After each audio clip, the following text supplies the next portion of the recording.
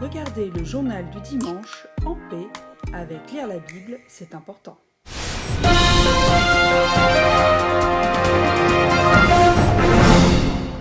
Bonjour, bienvenue dans notre journal du dimanche. Aujourd'hui, journée exceptionnelle, nous faisons notre journal en extérieur.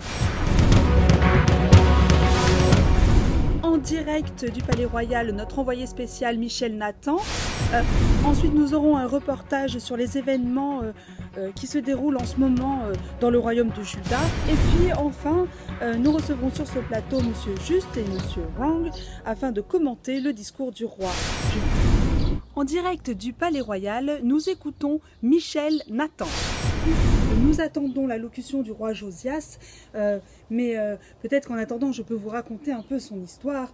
Le roi Josias est devenu roi à 8 ans. En effet, son père a été assassiné alors qu'il était encore qu'un enfant. Cela dit, il y a peu de temps, le roi Josias a découvert un livre dans le temple qu'il était en train de restaurer. Ce livre semble être la loi de l'Éternel, le Dieu de notre peuple. Voilà, nous attendons... j'entends... Oui, ça va être maintenant, voilà, je vous laisse l'antenne. Habitants de Juda, je m'adresse à vous pour évoquer le péché qui s'est répandu dans tout le royaume. L'épidémie était pour nous un fléau méconnu et pourtant bien présent. Le livre de la loi que j'ai découvert nous révèle la gravité de la situation. J'ai pris, comme vous le savez, des dispositions pour stopper la propagation du péché, pour l'éradiquer. Elles ont été prises avec ordre, préparation,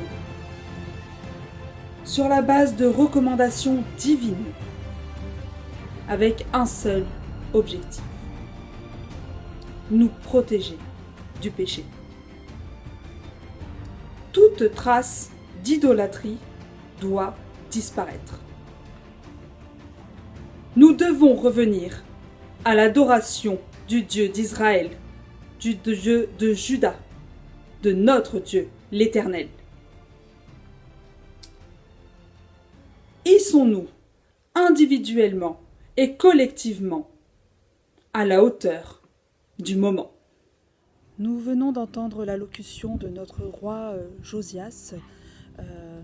Nous reparlerons plus tard dans cette émission de ce que vient de nous annoncer le roi. À présent, un reportage de notre envoyé spécial à Jérusalem. Dans Jérusalem, la population détruit par le feu tout objet en lien avec l'idolâtrie. Les voyants, astrologues et professionnels des cultes païens sont chassés du pays. C'était votre envoyé spécial depuis Jérusalem. Nous recevons sur ce plateau Monsieur Wrong et Monsieur Juste afin de débattre de l'intervention du roi Josias. Bonjour Monsieur Juste. Bonjour. Bonjour Monsieur Wrong. Bonjour. Alors, dites-nous, que pensez-vous de l'intervention du roi Josias ? Ces nouvelles réformes ne sont-elles pas excessives ? En effet, ces lois pourraient paraître excessives, mais c'est le livre de la loi juive. C'est important d'y revenir et d'y obéir. Oui, mais c'est un peu radical comme réforme. Il risque la révolte de tout le peuple. Il risque une guerre civile. Il semble que tous les habitants du royaume soient ravis des changements apportés par le roi Josias, de toutes ces réformes.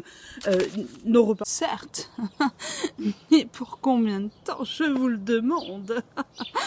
Probablement le temps du règne du roi Josias.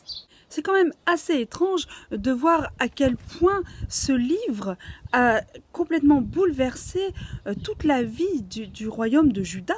Vous ne pensez pas ? Un peu trop à mon goût. Ce livre est formidable. Ce livre, c'est la parole de Dieu. Et en fait, il nous révèle notre état de pécheur.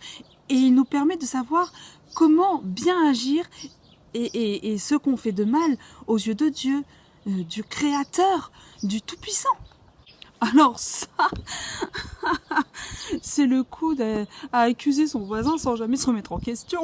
Et non, justement, c'est le livre pour se remettre en question soi-même et pas son voisin. C'est le livre qui permet de nous rendre compte qu'on n'est pas meilleur que son voisin.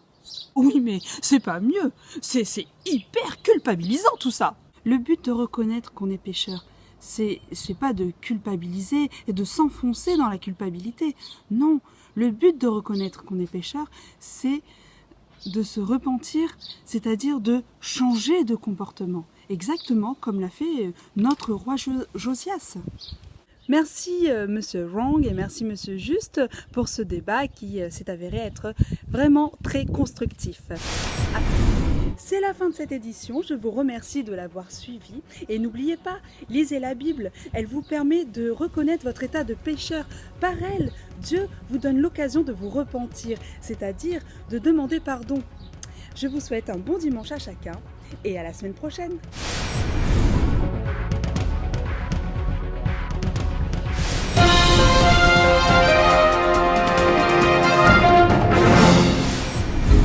Vous venez de regarder le journal du dimanche en paix avec Lire la Bible, c'est important.